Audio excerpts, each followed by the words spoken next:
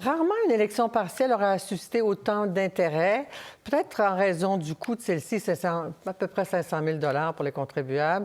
Les électeurs de Jean Talon à Québec sont conviés aux urnes le 2 octobre, suite à la démission de la députée de la CAQ, Joëlle Boutin, moins d'un an après la dernière élection, en invoquant des raisons familiales. Alors, coût de la vie, tramway, troisième lien, urgence climatique, plusieurs enjeux retiendront sans doute l'attention au cours de cette campagne. Alors, 5 candidats tenteront de se faire élire. Tout un défi, c'est un test, Jean Talon, et nous les avons réunis ce soir à 24h60 pour la première fois. Ils auront 300 petites secondes pour convaincre. Les candidats et candidates vont parler à tour de rôle. L'ordre a été déterminé par tirage au sort. Alors, je vous les présente dans l'ordre déterminé par tirage au sort. Pascal Paradis, candidat du Parti québécois. Bonsoir, Monsieur Paradis. Élise Bonsoir, madame. Avard-Bernier, candidate du Parti libéral du Québec. Bonsoir, Madame Avard-Bernier. Olivier Bolduc, candidat de Québec solidaire. Bonsoir, Monsieur Bolduc. Bonsoir. Marie-Annick Chouari, candidate de la Coalition Avenir Québec. Bonsoir, Madame. Et Jessie Robitaille, candidate du Parti conservateur du Québec. Alors, bonsoir à tous, à vous cinq. Merci d'avoir accepté notre invitation. Je commence avec Pascal Paradis. Bonsoir, Monsieur Paradis. Bonsoir, Madame Dussault. Alors, le test de Jean Talon, pour vous, c'est quelle est la priorité pour vous? Eh bien, la priorité, là, puis il y en a plusieurs qui ont été avancées par les citoyens et les citoyennes que j'ai rencontrés dans les rues, mais celle qui revient le plus souvent, là, c'est l'augmentation du coût de la vie, le coût du panier d'épicerie. Ça touche beaucoup de foyers ici dans Jean Talon. Il y a beaucoup d'étudiants qui nous disent qu'ils ont de la difficulté à faire leur épicerie. Il y a des familles à revenus modestes aussi. Et justement, nous, on a présenté 6 mesures très concrètes pour venir en aide aux familles. On pense que ces mesures-là toucheraient 4 foyers sur 5 dans Jean Talon, notamment au moyen de bons pour l'épicerie, aussi des mesures pour assurer les repas des enfants qui arrivent à l'école. Alors, vous voyez, c'est ça le Parti québécois. C'est un parti, c'est une force de proposition constructive et c'est ce genre de solution-là qu'on veut mettre de l'avant dans Jean Talon. Donc, votre priorité, c'est le coût de la vie. Monsieur Paradis, la question s'impose après avoir flirté avec la CAQ en 2022. Quel est l'intérêt pour vous de vous présenter pour un parti d'opposition? Bien, en fait, tout a été dit un peu sur cette question-là. Et donc, vous savez, là, on parle de flirt, mais c'est en fait la Coalition Avenir Québec qui m'a approché à l'époque. Mais là, je pense que les citoyens et les citoyennes de Jean Talon sont prêts à parler des enjeux de Jean Talon. Et vous voyez, là, moi, je me présente aujourd'hui avec le parti de mes convictions, le Parti québécois, un parti social-démocrate, un parti qui présente un projet de société intéressant pour les citoyennes et les citoyens de Jean Talon. Je pense que la circonscription a besoin d'une voix forte à l'Assemblée nationale. Tout le monde le dit, les 3 mousquetaires font un travail extraordinaire, mais là, on a la chance d'envoyer un message fort. Quel genre de gouvernement on veut? Quel genre de façon de faire de la politique on veut? Est-ce qu'on veut plus de ce qu'on a actuellement, de ce qu'on nous a offert depuis les dernières élections, de ce qu'on nous a offert au début de cette campagne-là, ou on veut là, quelqu'un qui va parler avec conviction, qui va se joindre donc aux 3 mousquetaires pour parler des préoccupations des gens de la région, des gens de Jean Talon? Très bien. Alors, évidemment, il y a d'autres enjeux qui vont compter que le coût de la vie. On prend ça, bien sûr, tout le monde prend ça au sérieux. Puis j'imagine que même les autres qui vont suivre tantôt vont me parler du coût de la vie. Vous avez énuméré quelques mesures. Il reste que... il y a des ouragans, il y a des inondations, il y a des feux de forêt, il y a des catastrophes à travers le monde. Le Québec n'a pas été épargné. Peut-être que Jean Talon a été épargné, mais si vous, dans votre vie, d'abord, est-ce que vous croyez au changement climatique, à l'urgence climatique? Quels gestes posez-vous personnellement pour contribuer à la lutte au changement climatique? Bon, d'abord, oui, je crois au changement climatique. Là, je pense que c'est incontestable maintenant. Puis vous dites, on le voit pas dans Jean Talon, mais tout le monde a vu l'impact avec la fumée là, dans Jean Talon pendant l'été. Donc, on a tous un impact. Le programme qui a été salué unanimement par les experts économistes et les experts en environnement lors de la dernière élection générale en matière d'environnement, c'est celui du Parti québécois. Moi, personnellement, d'abord, je suis un utilisateur du transport en commun, je suis un marcheur invétéré, je suis un cycliste. Je pense que ça commence aussi par des gestes comme ceux-là, puis par l'engagement politique aussi pour faire en sorte que notre société s'adapte de mieux en mieux au changement climatique. On a des propositions justement à cet effet-là, notamment la passe climat qui permettrait pour $1 par jour pendant l'année d'avoir accès à l'ensemble des transports en commun au Québec. C'est quelque chose dont on va discuter pendant la campagne électorale. Alors, vous, oui ou non, transport, donc tramway, oui, non. Troisième lien, oui, non. Tramway? Il faut absolument un système de transport Oui, structurant non, à oui. Québec. Il va y en avoir un. Là, actuellement, il y a un enjeu de transparence. Où est-ce qu'on en est dans le projet actuel? Il semblerait qu'il y ait une étude Pour le sur la tramway. table de la ministre. Qu'est-ce que ça dit? C'est très important actuellement d'avoir cette transparence-là pour ne pas répéter ce qui s'est passé dans le cas du troisième lien, où il y avait un enjeu de transparence, là, vraiment. Alors, de quoi parle-t-on? Quelle serait votre plus grande réalisation jusqu'à maintenant dans la vie? Ben, moi, j'ai créé une organisation de toutes pièces, une organisation de coopération internationale qui est venue en aide aux victimes d'injustice un peu partout dans le monde. J'ai démarré ça dans mon appartement, sans moyens au départ, sans ressources, sans employés. Et quand j'ai démissionné la semaine dernière pour me présenter aux élections, c'était une organisation qui comptait 150 employés et des activités un peu partout dans le monde. J'en suis très fier et c'est une expérience donc qui m'a fait entrer en contact avec des gens d'un peu partout dans le monde, des défenseurs de la liberté, de la démocratie. Je m'en suis inspiré et aujourd'hui, j'ai le goût de mettre cette expertise-là au bénéfice des citoyens et des citoyennes de Jean Talon. Alors, merci d'avoir accepté notre invitation. Bonne chance dans cette expérience politique et cette élection partielle, M. Paradis. Merci beaucoup à vous de m'avoir reçu. Alors, je reçois maintenant Élise Havard-Bernier pour le Parti libéral du Québec. Bonsoir, Mme Havard-Bernier. Bonsoir, Mme Tissot. Alors, et pour vous, la priorité des priorités pour vous? En fait, c'est l'écoute des citoyens. La priorité, c'est de reprendre un lien de confiance avec les gens de Jean Talon. Évidemment, tout ce qui va toucher l'économie, la hausse du panier d'épicerie, les fournitures scolaires, assurément, mais reprendre un lien de confiance avec la population pour trouver des vraies solutions aux enjeux, je pense que c'est la priorité. En même temps, cette circonscription a déjà été un château fort libéral. Le coude à coude ou le match serré est surtout entre le Parti québécois et la CAQ, selon les sondages. Vous êtes très, très loin derrière, au 4e rang. Et vous vous présentez à cette élection partielle pour un parti qui n'a même pas de chef. C'est quoi l'intérêt pour vous? Bien, premièrement, il y a un chef qui est intérimaire, c'est Marc Tanguay. Vous savez, pas un vrai chef, là, encore. Ça a été un château fort libéral, oui. Et il y a énormément de réalisations qui ont été faites aussi alors que les libéraux étaient au pouvoir dans Jean Talon. Donc, c'est un parti aussi qui est en reconstruction, en comité de relance, avec des gens comme Madoua et M. Pratt pour aller à l'écoute aussi des gens pour le reconstruire. Donc, je suis... puis, vous parliez des sondages, mais les derniers sondages datent du 21, 22, 23 août, alors que la plupart des candidats n'étaient même pas encore annoncés. Donc, je serais quand même curieuse d'avoir accès aux sondages récents une fois que je suis maintenant candidate officielle. Je connais assez les gens de Jean Talon pour voir que ça peut avoir bougé. Et où sont passés les libéraux de Jean Talon? Ils sont là. Il faut juste aller les rechercher. Il faut aller leur reparler. Je pense qu'il faut leur redonner confiance. Puis je pense que j'incarne aussi le renouveau libéral. J'ai toujours eu ces convictions-là. Je suis une femme engagée, loyale, très impliquée dans le comté de Jean Talon à titre personnel et professionnel.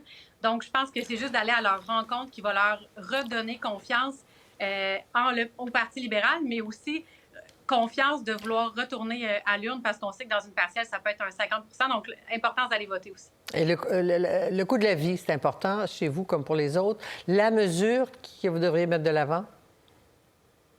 En fait, c'est sûr que ça va être une mesure par rapport au logement, par rapport à trouver des solutions aussi pour qu'on puisse aider les gens à avoir accès à un logement et qu'on puisse trouver des mesures aussi pour les aider dans les différents achats qu'ils ont à faire, que ça concerne la facture par rapport aux choses scolaires, par rapport au panier d'épicerie ou au logement. C'est sûr que ça va être des grands enjeux. Puis c'est en reprenant la confiance aussi politique qu'on va pouvoir garder la communication puis mieux passer le message des actions qu'on peut faire. Avec des chèques. On aide les gens avec des chèques? Avec des chèques, mais aussi avec des actions sur le terrain. Puis je pense que c'est en allant sur le terrain qu'on peut comprendre aussi les réels enjeux. Vous savez, Jean Talon, on a des gens qui peuvent avoir un meilleur revenu, mais on a aussi des familles qui ont des moins bons revenus. On peut avoir une dualité entre Sainte-Foy et Sillery. Puis chaque problème est important puis mérite attention. Très bien. Climat, j'en parlais avec votre collègue et adversaire tout à l'heure, collègue candidat. Les ouragans, les feux, les canicules, etc. Vous croyez à cette urgence climatique et quelles mesures dans votre vie de tous les jours, quels gestes tous les jours posez-vous pour aider à contrer les changements climatiques? Quelle est votre contribution?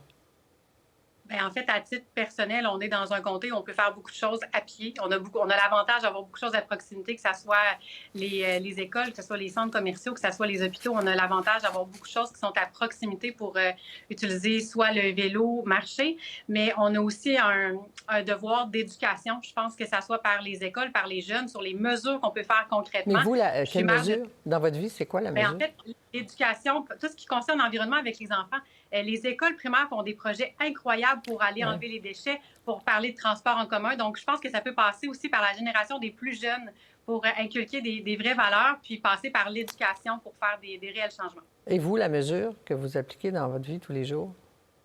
Bien, en fait, on va à pied à l'école tous les jours. On prend des marches de transport en commun. Très bien, OK. Alors, parlant de transport en commun, oui, non, tramway, oui, non, troisième lien. Pas tramway d'abord. Seulement oui, non. En fait, oui aux deux, mais avec une pensée globale.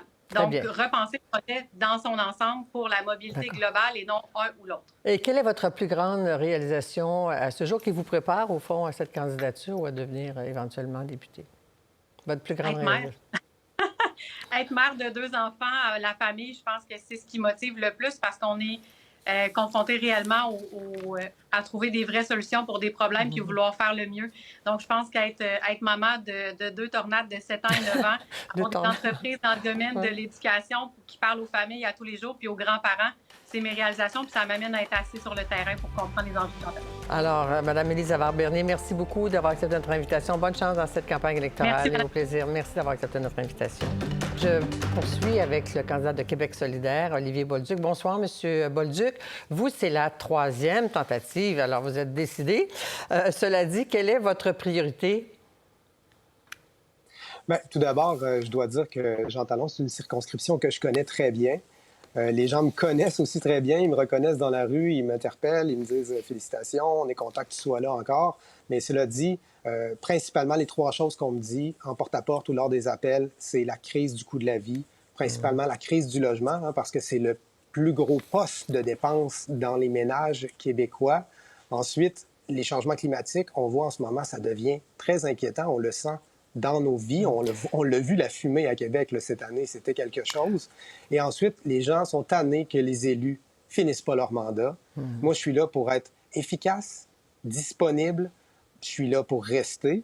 Puis je suis aussi là pour que les gens puissent compter sur moi pour que je puisse relayer leurs doléances et leurs préoccupations à l'Assemblée nationale. C'est quand même une triste histoire à Québec solidaire, pas à Québec solidaire, mais à Jean Talon, là, que les gens démissionnent de manière successive comme ça. C'est-à-dire que ça coûte 500 000 à peu près, une élection partielle, donc à mi-mandat. Cela dit, votre candidature soulève des questions parce que votre parti souhaitait une femme comme candidate. C'est vous qui avez été choisi finalement. Avez-vous l'impression que ça affecte votre légitimité comme candidat? Au contraire, puisque dans nos mécanismes démocratiques à Québec solidaire, mécanismes dont on est très fiers, ce sont les membres qui m'ont choisi, contrairement aux autres partis où c'est les chefs qui décident. C'est plus la dynamique d'un entretien d'embauche plutôt qu'un exercice réellement démocratique. Donc moi, j'ai eu l'assurance du caucus. Les gens m'ont appelé, m'ont contacté aussitôt que j'ai été désigné. Il n'y a pas si longtemps, il y a quelques jours, le caucus entier, les 12 députés, étaient dans mon local électoral pour faire une opération de porte-à-porte lors d'une soirée pluvieuse, il faut le dire. Ça a été très efficace. Donc, moi, j'ai absolument pas d'inquiétude que je vais avoir l'appui complet et total du parti pour cette campagne-là. Échange vigoureux entre votre co-porte-parole, Gabriel Nadeau-Dubois, et M. François Legault. Encore hier, il y a eu une réplique, là. M. Nadeau-Dubois a dit que M. Legault était déconnecté, il ne faisait pas son épicerie chez Dollarama, puis a répondu en parlant de la taxe orange de Québec solidaire. Mais au fond, c'est quoi la mesure des mesures pour vous pour soulager les Québécois confrontés à la hausse du coût de la vie? Bien, c'est sûr que c'est le logement, Mme Dussault, parce que c'est ce qui occupe la plus grande part dans le budget, dans les dépenses d'un ménage. Donc, nous, à Québec solidaire, on propose de contrôler les hausses abusives de loyers, faire en sorte que tout ce qui est indicatif au tribunal administratif du logement actuellement, c'est suggestif, ce n'est pas obligatoire, de le rendre obligatoire pour soulager cette hausse qui est assez fulgurante du prix du coût de la vie en ce moment, là. Donc, ça, c'est notre priorité absolue. Et j'étais très content de voir que le caucus solidaire et Gabriel Nadeau-Dubois avaient également identifié ce thème-là pour la prochaine session parlementaire. Parlons climat. Ouragan, vous l'avez évoqué. On a perdu un peu de son de vous, là, votre dernière phrase. Voulez-vous la reprendre? On a perdu la dernière phrase. J'ai dit, en fait, que j'étais très heureux de savoir que Gabriel Nadeau-Dubois et le caucus de Québec solidaire avaient identifié la hausse du coût de la vie comme la priorité absolue pour la prochaine session parlementaire. Très bien. Alors, climat maintenant, vous reconnaissez qu'il y a une urgence climatique et si oui, quelle est la mesure dans votre vie que vous appliquez tous les jours comme étant exemplaire? Moi, je me déplace beaucoup à vélo. Je fais le plus possible de déplacements à pied également. En fait, je fais tout ce que je peux faire pour laisser la voiture chez moi. Par ailleurs, j'ai un tout petit 3 cylindres qui consomme très peu. Et j'ai un enfant. Il y en a qui me disent t'es un peu fou, comment tu fais? Mais on se débrouille. Mais autrement, je pense que c'est le gouvernement qui doit qui doit montrer l'exemple. On voit M. Pierre Fitzgibbon qui pense que le parc automobile va diminuer de lui-même comme par magie d'ici 2050. Il faut que le gouvernement prenne ses responsabilités et cesse de mettre le fardeau sur les épaules des Québécoises et des Québécois qui en font déjà beaucoup, je comprends. Très bien. Transport, à Québec, c'est important. Troisième lien, tramway. Comme aux autres, je peux... Tramway, oui ou non? Troisième lien, oui ou non? Oui au tramway? Troisième lien, non. Mais de toute façon, le troisième lien est mort et enterré. C'est une très bonne chose, Mme Dussault. C'est juste déplorable qu'il y ait autant de temps qui a été gaspillé pour bloquer ça. Et ceux qui étaient pour, bien, ils se sont fait prendre pour des valises par le gouvernement. Et ce qui reste de ça, c'est un manque de vision de la CAQ pour la capitale nationale. Et moi, ça me fait beaucoup de peine parce que je suis fier de ma ville. Et j'espère qu'on va pouvoir corriger ça quand on va avoir une députation solidaire plus grande. Alors, en 10 secondes, parce que je vous ai demandé de reprendre, je vous redonne les 10 secondes. Quelle est votre plus grande réalisation à ce jour qui vous prépare à assumer le rôle de député éventuellement? Ma plus grande réalisation, c'est lorsque j'ai dû retourner aux études. J'avais un très bon salaire comme cheminot. Je me suis ramassé avec des revenus qui étaient en deçà et de loin en deçà du seuil de pauvreté. J'ai dû couper beaucoup. Fait que je sais c'est quoi vivre avec la difficulté de joindre les deux bouts. Puis maintenant, je pratique un métier que j'adore, que j'enseigne. Et c'est une très grande réussite pour moi d'avoir fait ça. Alors, merci à vous également, Olivier Bolduc, pour Québec solidaire. Comme j'ai dit aux autres, bonne chance et au plaisir. Merci d'avoir accepté notre invitation. Merci beaucoup. Bonne soirée. Marie-Annick Chouari, bonsoir. Vous êtes la candidate de la CAQ dans cette élection partielle. Bonsoir. Vous succédez à Joël Boutin qui a démissionné moins d'un an après avoir été élu. Alors, évidemment, vous aussi, quelle est la priorité des priorités, puisqu'en plus, vous êtes au gouvernement? On ne vous a pas fait de promesse de ministre, là, non? Bon. En fait, je pense que, comme tous les candidats l'ont dit, là, la hausse du coût de la vie est un enjeu très important là, pour les citoyens de Jean Talon. Évidemment, tout coûte plus cher, donc on en entend parler sur le terrain. Dans mon travail là, de directrice générale d'un organisme de bienfaisance qui vient en aide aux plus vulnérables aussi, là, je constate que les demandes d'aide ont beaucoup augmenté. Donc, évidemment, là, c'est un enjeu qui est prioritaire. Il y a déjà plusieurs mesures dans les derniers mois qui ont été mises en place par le gouvernement de M. Legault, justement, pour enlever un peu de pression sur les épaules des Québécois. Je vous invite d'ailleurs à aller lire la publication là, qui a été faite par M. Legault là-dessus sur ses réseaux sociaux là, en fin de semaine. Donc, évidemment, là, c'est un enjeu qui est très important. On m'a aussi parlé de la sécurité, de la qualité de vie, de l'accès à des services de santé, d'éducation de qualité. Mais il semble, en tout cas, dans cette réponse aux attaques de M. Nadeau-Dubois, que M. Legault était déconnecté. Réponse, effectivement, il y a les mesures. Cela dit, les Québécois vont entendre plus, sans doute, du gouvernement, parce que les difficultés sont encore là. Comment être à l'écoute et surtout, quel geste serait prioritaire? Encore des chèques? Bien, écoutez, je pense que M. Legault et le gouvernement sont très sensibles à la situation. M. Legault a eu l'occasion de le mentionner à maintes reprises. Moi, comme candidate dans Jean Talon aussi, je suis c'est un enjeu qui m'interpelle beaucoup. Bon, j'ai commencé à aller sur le terrain, entendre les préoccupations des gens, et c'est certain que si les citoyens choisissent de me faire confiance, mais je vais me battre pour leur portefeuille, puis je vais travailler avec le gouvernement pour trouver des solutions pour aider les citoyens de Jean Talon. Mais est-ce qu'il y en a une solution, une mesure? M. Girard a dit non à un nouveau bouclier ou à des chèques. Vous, ce serait quoi la mesure que vous pourriez favoriser pour venir en aide aux Québécois confrontés au coût de la vie? Je pense qu'on ne peut pas voir ça comme juste une mesure. Je pense que c'est un ensemble de mesures et de petits gestes qui vont faire une différence.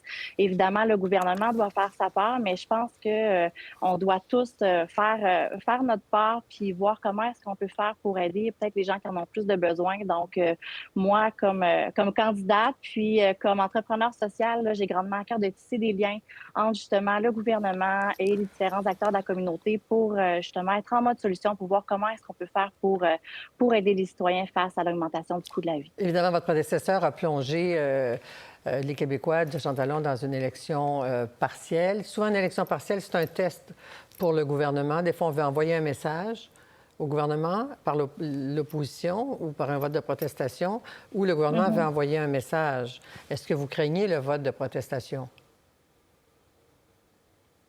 Non, moi, je vous dirais que sur le terrain, la réponse est bonne. Il ne faut pas oublier qu'on est en élection partielle. Puis je pense que la vraie question que les citoyens doivent se poser, c'est qui est la meilleure personne pour les représenter à l'Assemblée nationale. Et je crois bien humblement être la bonne personne pour les représenter. J'ai grandement à cœur les intérêts de ma communauté, des citoyens de Jean Talon. Et moi, je veux travailler avec le gouvernement de façon constructive pour améliorer la qualité de vie et le bien-être des citoyens. Et vous, quel geste posez-vous quotidiennement pour être exemplaire, contribuer à la lutte au changement climatique? On dit que c'est très difficile pour les individus de changer d'attitude, de comportement. Mais vous, c'est quoi le geste que vous posez? Bien, écoutez, non seulement je pose des gestes, mais j'encourage ma communauté à poser des gestes aussi parce que j'ai fondé un organisme de bienfaisance qui mise justement sur l'économie circulaire pour faire du bien à des personnes vulnérables de ma communauté. Donc, depuis 2018, avec Vite ta sacoche, on a collecté, récupéré des surplus d'inventaire là, pour 2,5 millions de dollars en produits qu'on a redistribués à des personnes vulnérables. C'est vraiment essentiellement basé sur l'économie circulaire. Donc, c'est des produits qui se seraient autrement retrouvés aux matières résiduelles. Et nous, on les récupère et on les redistribue à des gens dans le besoin. Donc, je pense que c'est un geste concret. Puis, il y a plein de citoyens, d'entreprises, d'ambassadeurs qui sont embarqués dans ce beau projet-là de communauté. Donc, j'en suis bien fière. Et les fameux tramways troisième lien. Vous n'y échappez pas, vous non plus. Oui, non, tramway? Mais non. Non au tramway? Oui, bien en fait, moi... Oui. Non, je suis en faveur du tramway. En fait, je suis pour un réseau de transport qui est structurant, qui est moderne, qui est efficace, qui est accessible. Je suis maman de 3 adolescents et je veux que mes enfants, ma famille et mes concitoyens puissent se déplacer là, facilement dans la ville de Québec. Très rapidement, parce que troisième lien, c'est oui ou non seulement? En fait, je suis en faveur de la nouvelle mouture du troisième lien, là, qui est un lien de transport en commun. Je suis pour le transport en commun. Parfait. Et votre plus grande réalisation à ce jour? Bien, je suis une fière maman de 3 enfants, mais je vous dirais que je suis très, très fière d'avoir fondé un organisme de bienfaisance. J'ai quitté un emploi d'avocate et de gestionnaire dans une entreprise pour prendre le risque de fonder un organisme qui, aujourd'hui, dans le fond, a rassemblé des entreprises, des citoyens, des organismes de la région. Je suis bien fière de ça. Merci, Mme Chouari. Alors, à vous aussi, très bonne chance dans cette élection, qui est un test aussi pour Jean Talon. Merci beaucoup. Merci. Je m'entretiens maintenant avec Jessie Robitaille, qui est candidat du Parti conservateur du Québec. Je vous rappelle que l'ordre des candidats a été tiré au sort cet après-midi. Monsieur Robitaille, bonsoir, bienvenue à 24/60.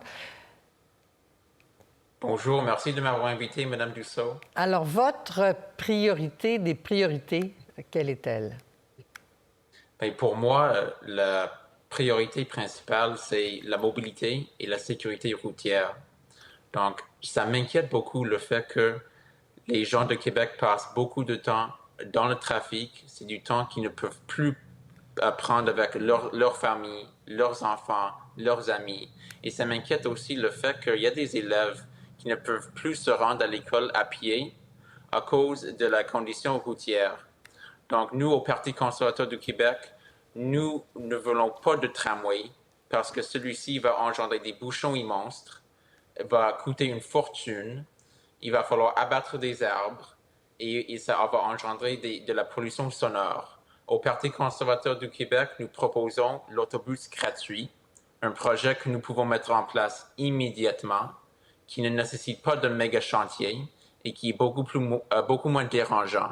Nous voulons aussi un troisième lien à l'est pour permettre aux camions de contourner la ville et de désengorger le pont Pierre-Laporte qui, je vous rappelle, rentre dans la circonscription de Jean Talon. Donc, notre position au Parti conservateur a toujours été très claire. Nous sommes contre le projet de tramway et nous sommes pour le troisième lien. Alors, évidemment, votre positionnement dans les sondages est très... Vous êtes à la traîne, là.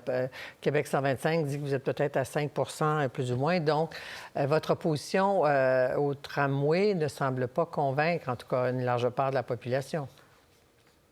Je pense que c'est une question de visibilité. Nous devons faire connaître notre plateforme parce qu'en réalité, selon la plupart des sondages, la majorité des Québécois sont d'accord avec nous. La majorité des gens de Québec ne veulent pas de tramway et appuient le troisième lien. Ils ont voté pour le troisième lien en 2018. C'est le projet qu'ils réclament et c'est le projet qu'ils méritent. Donc, je pense que si nous réussissons à faire connaître notre plateforme, nous allons faire un très bon score. Mais ce n'est pas le troisième lien du gouvernement, c'est le troisième. Est-ce que c'est toujours le troisième lien qui passerait sur l'île d'Orléans?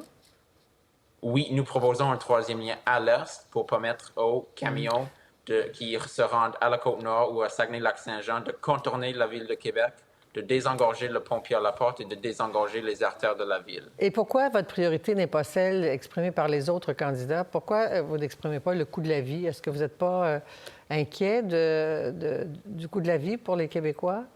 De la pression que ça exerce sur eux? Oui. C'est sûr que le coût de la vie, ça nous inquiète. Ça m'inquiète le fait que les gens n'arrivent pas à payer leur épicerie ou à trouver un logement abordable.